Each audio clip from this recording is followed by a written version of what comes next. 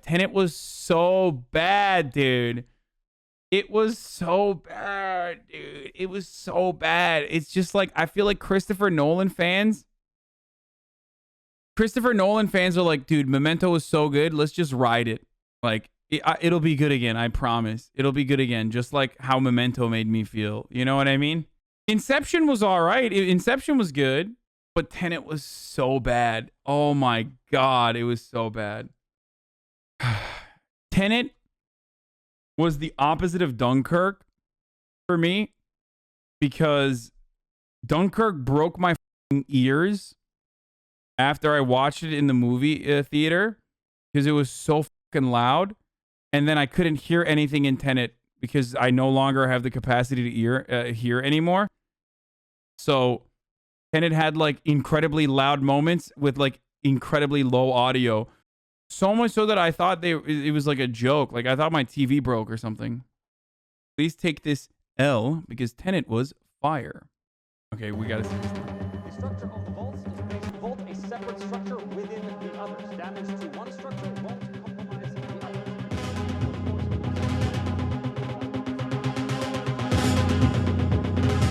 As I've watched and read people talking about Tenet, it's become almost a meme at this point that many pieces. This was so stupid too. I remember watching this part in disbelief. Like, they literally put half the shit that they added into this movie. They were like, we have cool shit that we need to, and we have a big budget. We just gotta blow money.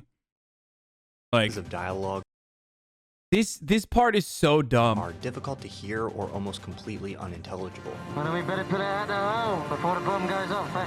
This problem has been developing for a while in Nolan's work, and it seems to have really come to a head with Tenet. But what's going on here? Christopher Nolan is working with massive budgets and is one of the most critically acclaimed blockbuster directors working today, so it's very unlikely that this is just shoddy filmmaking or an oversight. So there must be some reason why Nolan's films sound this way, and that's what I'm going to examine with this video. Is Nolan doing this intentionally? And if so, is that a good creative choice? Thank you once again to Mubi for making this video possible. You can turn the... Wait, you can turn the volume down? No, motherfucker. In Tenet, the audio mixing is so dog shit that, like, you want to hear the dialogue and you literally can't hear it. It is so fucking low. And then there are other parts where the fucking music is so loud and you're like, what the fuck? I first remember hearing complaints about the intelligibility of Nolan's dialogue during the release of The Dark Knight. Most of the complaints centered around Bane's mask muffling his dialogue. Now we come here not as conquerors, but as liberators to return control of this city to the people. At this point, I have to mention something that actually makes discussing this topic fairly complicated. I can show examples from these films, but the examples I show aren't going to accurately represent what it's actually like to listen to the film in a theater. I gave him a humor setting so he'd fit in better with his unit. He thinks it relaxes us. A giant, sarcastic robot. Because our sound systems are different at home, and in most cases the films are actually remixed for home release. So if you're listening to one of these examples and you're like, wait a second, I can hear every word they're saying fine, it might be because you're listening on headphones or a better sound system, or just because the mix of the home release is different from the theatrical mix. And theaters themselves are variable in how they sound. Just because you went to the theater and could hear every line of dialogue fine in one of these. Yeah, like Dunkirk, you could hear everything, but it also, I think, gave me permanent hearing damage, like permanent ear damage. Like, I definitely blew out an eardrum after Dunkirk because it was so fucking loud, dude.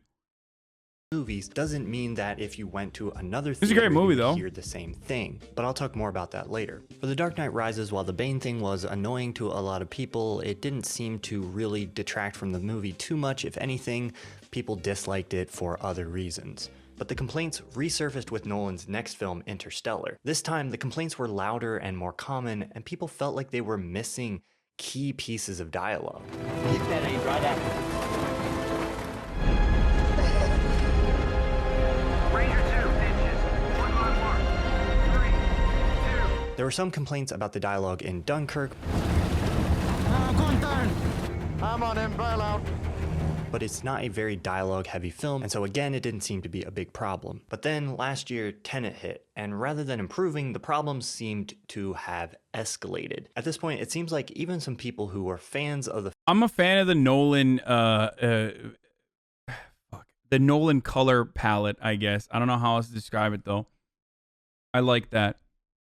Film are open to acknowledging that some lines were difficult to hear and saying some of the dialogue was unintelligible. The aesthetic is nice. A pretty uncontroversial opinion about Tenet. The color grade is...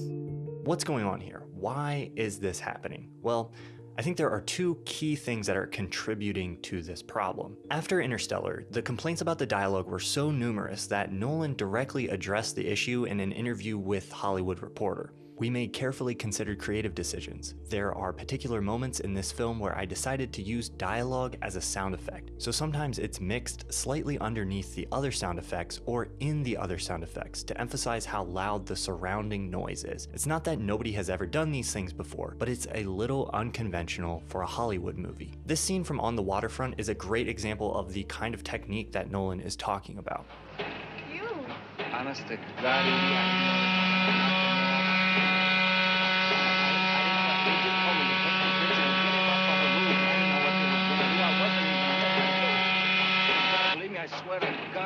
And this scene from Terrence Malick's Tree of Life is another great example.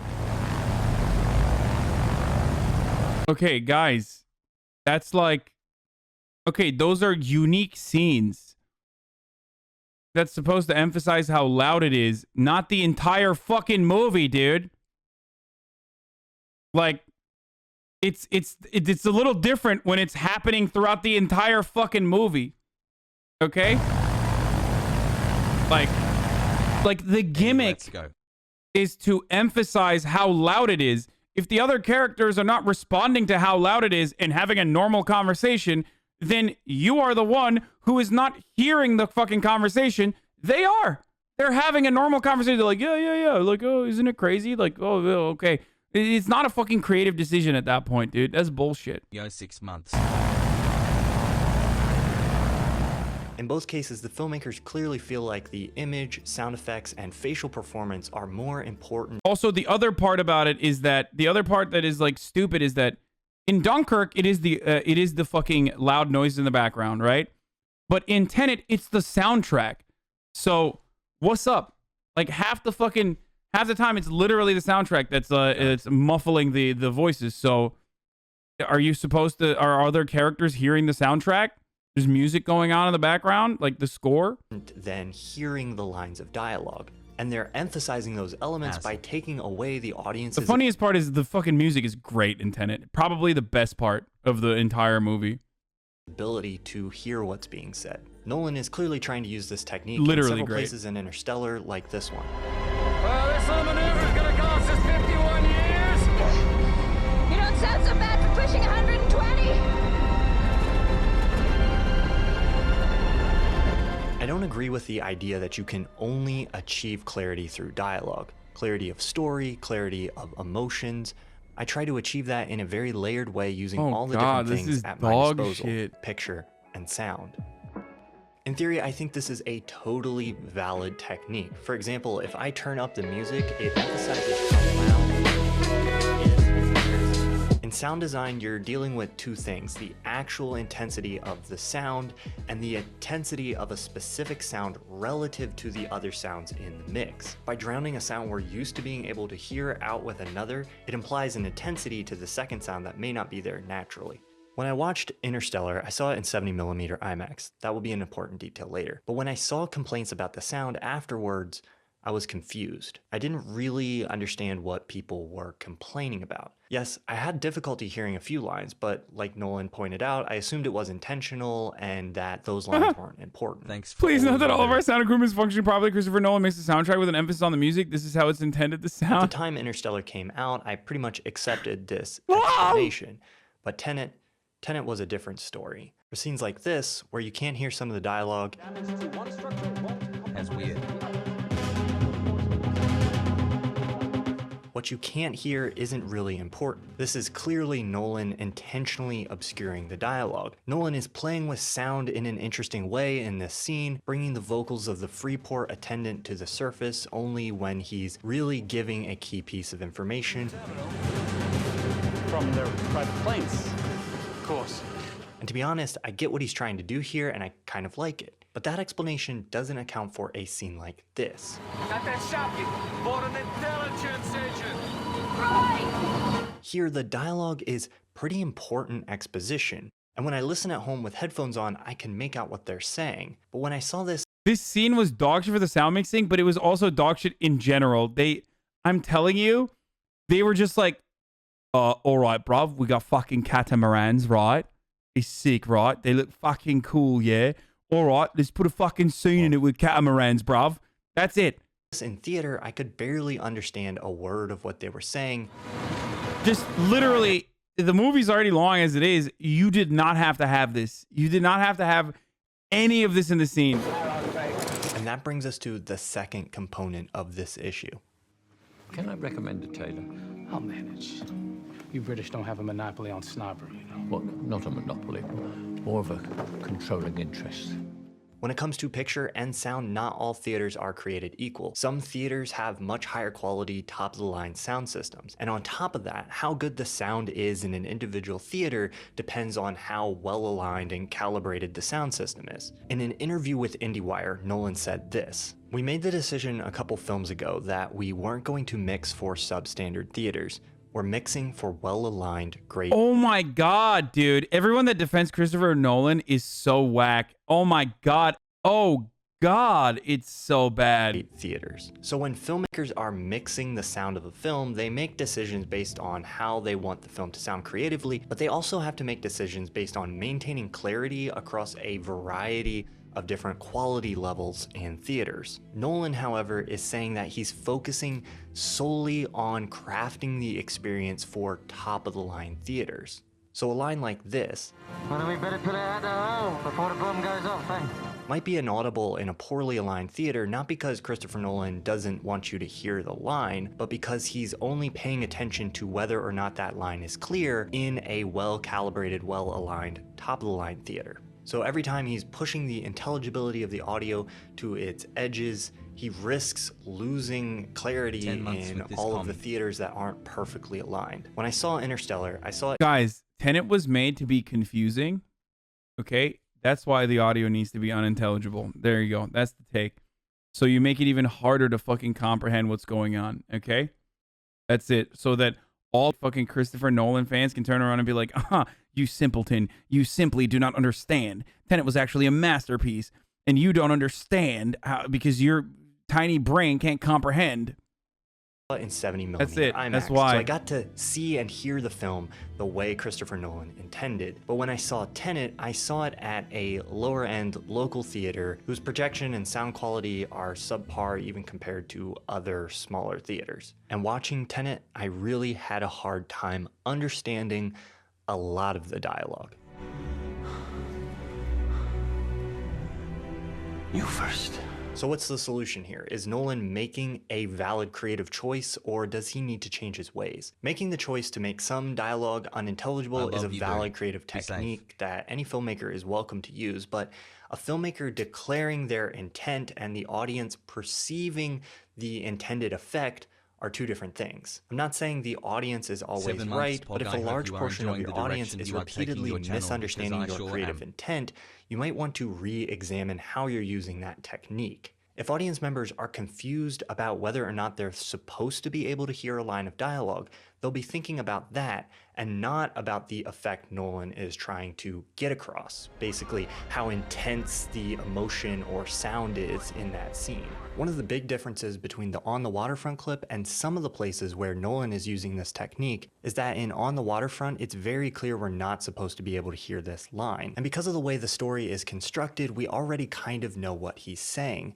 In Nolan's films, it's not always clear if the dialogue that you can't hear is important or not. I don't think confusion is the effect that Nolan is going for, and so if most people are perceiving it that way, he's essentially trying to produce a certain effect and failing. That said, sometimes audiences are too conservative and are shocked or confused by new techniques when they're introduced to them, but eventually assimilate that into their understanding of film language. But this is a complicated issue because it doesn't end there. We have to examine the other aspect. If Nolan says, trust me, if you can't hear... I don't get it. He's literally saying he brought it up. He brought up like, oh, well, it's a deliberate reason for why he's doing it. Oh, it's actually on purpose. But, you know, It might not be on purpose in a lot of other areas, right? And it clearly isn't. Because if it was like 1 or 2 scenes and it's a gimmick to like showcase how loud it is, that's one thing, right?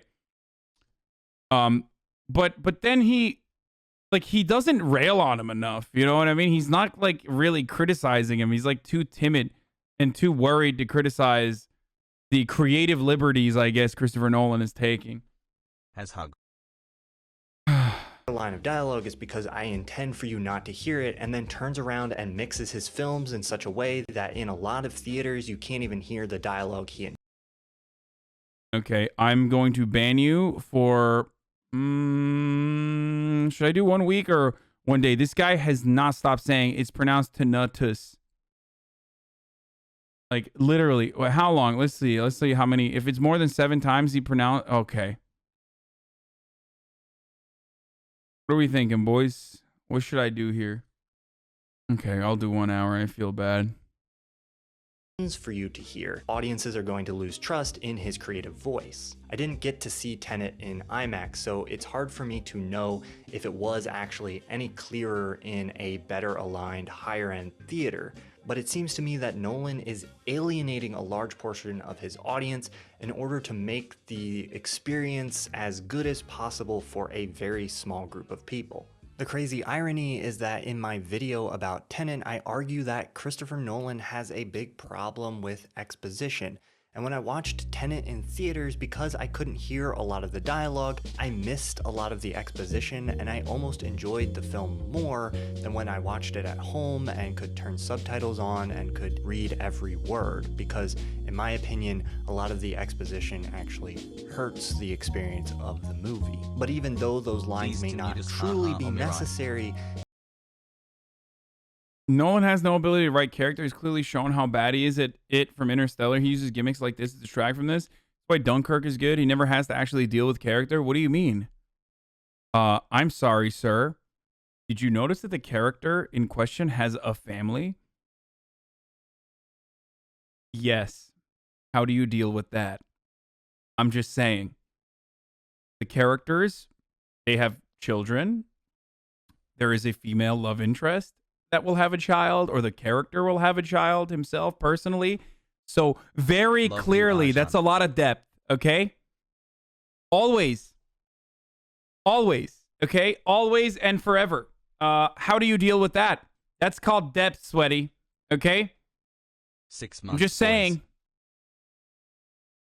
No, but this person is right. I'm being sarcastic, but it's clearly shown how bad he is at Interstellar. He uses gimmicks like this to distract him. That's why Dunkirk is good. He never has to actually deal with characters. Basically, a silent film. Tenet is pure. It's a silent film because you lose your fucking capacity to hear by midway.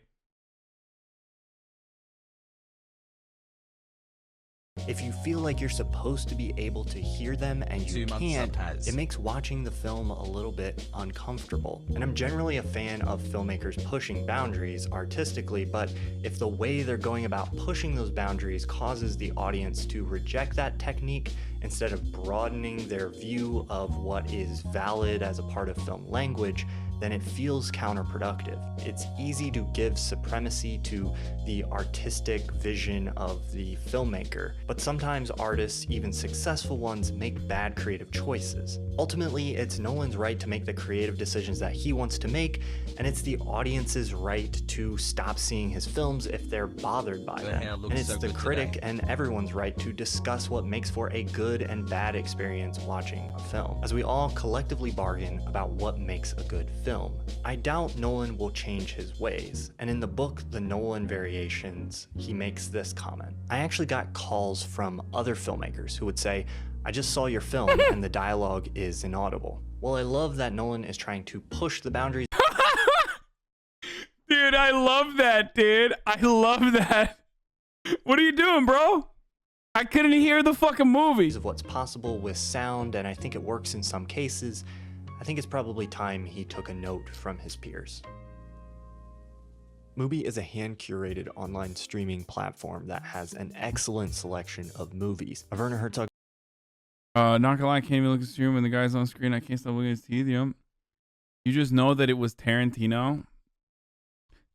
No, that wasn't Tarantino. If it was Tarantino, it would have been like, there's no feet in this.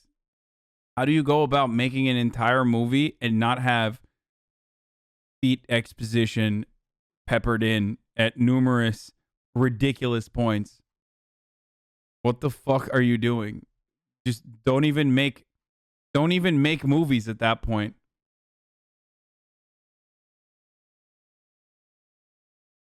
I think you misconstrued his creative intent. His films are quite meticulous in the ways in which he applies his form of art. If you can't understand, then there is not much else to say. Yes. Thank you. The Nolan frogs are here, boys. Imagine being Sorkin and writing hundreds of pages of script to get beaten by Nolan, who probably had 10 pages of dialogue. I mean, I don't like Aaron Sorkin either. Like, I think Aaron Sorkin is fucking annoying too. Like, every character, Aaron Sorkin is such a liberal for how much of a fucking leftist he is with his dialogue. Like, the mega lib who literally writes like a leftist meme. Every fucking character is this chat whenever I say a controversial thing that they disagree with. Every fucking Sorkin line. Well, actually, I should pontificate, sir, that, coming at this from the leftist point of view. Mainstream trailer, please.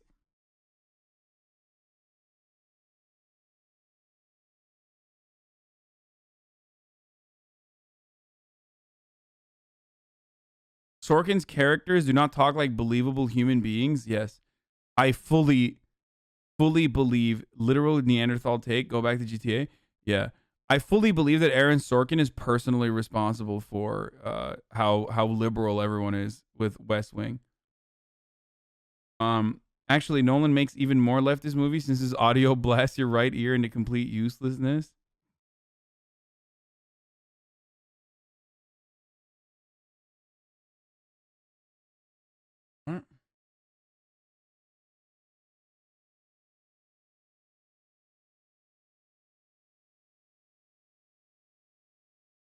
So I'm not allowed to like Nolan or the MCU? Wait, what? You can like whatever the fuck you want, dude. What?